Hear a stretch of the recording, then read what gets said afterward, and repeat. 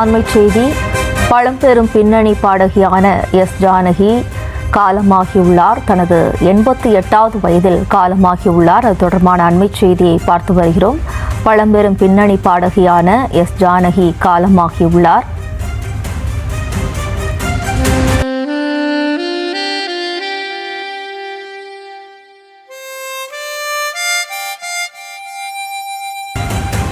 வயது மூப்பின் காரணமாக காலமாயிருக்கிறார் என்ற செய்தி கிடைக்கப்பட்டிருக்கின்றது.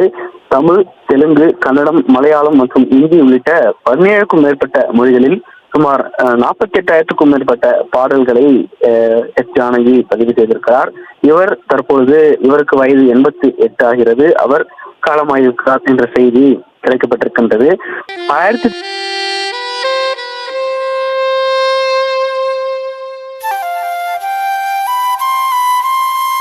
பிறகு இசை மீது கொண்ட மிகுந்த அதீத ஆர்வம் காரணமாக சென்னைக்கு வந்து சென்னையில தன்னுடைய இசை பயணத்தை தொடங்கி சென்னையில் இசையமைப்பாளராக அறிமுகமாகி தமிழில், கன்னடம், தெலுங்கு உள்ளிட்ட பல்வேறு மொழிகள், அதே போன்று சுமார் 48,000க்கும் மேற்பட்ட பாடல்கள் என பாடல்களை பாடியிருக்கிறார். குறிப்பிடத்தக்க விஷயத்தை பார்த்தோம் என்றால் இசையமைப்பாளர் இளையராஜா, அதே போன்று MS விஸ்வநாதன் உள்ளிட்ட அவர்கள் இசையமைப்பாளராக இருக்கக்கூடிய பாடல்களையும் இவர் பாடி அந்த பாடலுக்கு தனி வடிவத்தை கொடுத்திருக்கிறார்.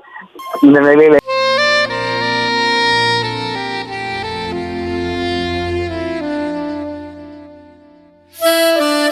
கொடுத்திருக்கிறார்.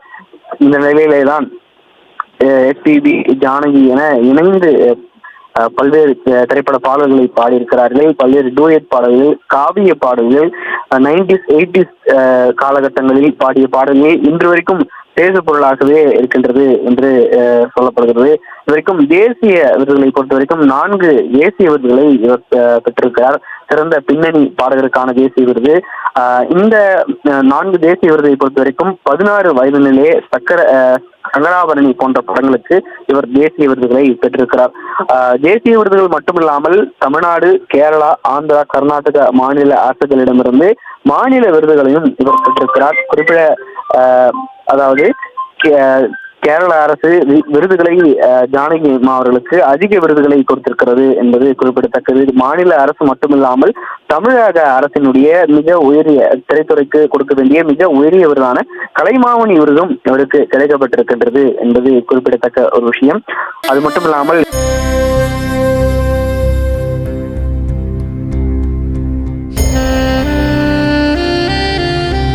ஒரு விஷயம் அது மட்டும் இல்லாமல் 2013ஆம் ஆண்டு இந்திய அரசு இவருக்கு பத்மபூஷன் விருது அறிவித்தது. ஆனால் திரையுலகிற்கு தான் ஆற்றிய 50 ஆண்டுகால சேவைக்கு இந்த விருது மிகவும் தாமதமானது என்றும் தென்னிந்திய கலைஞர்களுக்கு புறக்கணிக்கப்படுவதை சுட்டிக்காட்டியும் அந்த விருதை வாங்க மறுத்தவர் ஜானகி அம்மாள் என்பது குறிப்பிடத்தக்கது.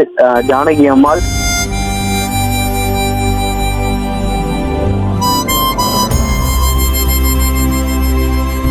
குறிப்பிடத்தக்கது. ஜானகி அம்மாள் தன்னுடைய 88 வயதில் காலமாகியிருக்கிறார் என்ற செய்தி கிடைக்கப்பட்டிருக்கின்றது. இந்த செய்தி கிடைத்தவுடன் பல்வேறு திரை பிரபலங்கள், நடிகர், நடிகைகள் உள்ளிட்ட பலரும் இவருக்கு இரங்கல் தெரிவித்துக் கொண்டிருக்கிறார்கள். இவருடைய இசை பயணத்தை பொறுத்த வரைக்கும் இறுதியாக சுமார் 60 ஆண்டு காலம் தன் குரல்களால் ஒட்டுமொத்த இந்தியாவையுமே கட்டி போட வைத்தவர் என்பது குறிப்பிடத்தக்கது.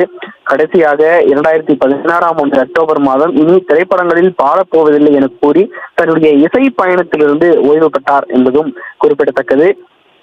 மலையாள படத்தில் ஒரு திரைப்படத்தில் அம்மா பூவுனு என்ற பாடல் அவர் பாடிய கடைசி பாடலாக இருப்பது குறிப்பிடத்தக்க ஒரு விஷயமாகவே பார்க்கப்படுகிறது.